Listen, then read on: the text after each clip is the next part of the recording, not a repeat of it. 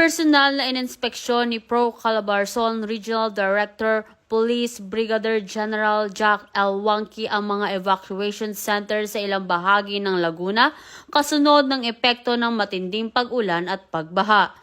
Sunod-sunod na ininspeksyon ni Police Brigadier General Jack L. Wangki ang mga evacuation sites sa Binyan City, Calauan at San Pedro City, Laguna, kung saan pansamantalang nanunuluyan ang daang-daang pamilya dulot ng hanging habagat.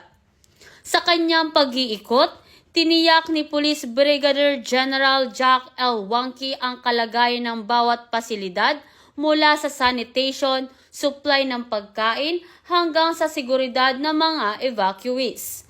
Siniguro rin niyang sapat ang kakayahan ng mga evacuation center para tumanggap ng karagdagang evacuees sakaling lumala pa ang nasabing panahon. Bukod sa mga pasilidad, sinuri rin ni Police Brigadier General Jack L. Wangki ang estado at kahandaan ng mga pulis na nakadeploy sa mga apektadong lugar. Anya niya, mahalaga ang pagiging alerto at maagap ng mga awtoridad lalo na't patuloy ang banta ng masamang panahon.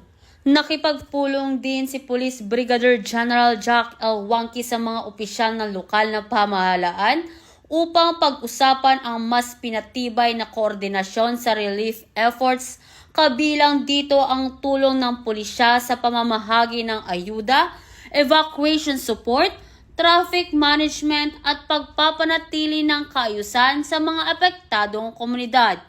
Sa ngayon, patuloy ang pagbabantay ng mga awtoridad sa sitwasyon habang nakaalerto ang mga unit ng pulisya sa buong rehiyon para sa mas mabilis na pagresponde sa anumang pangangailangan ng ating komunidad.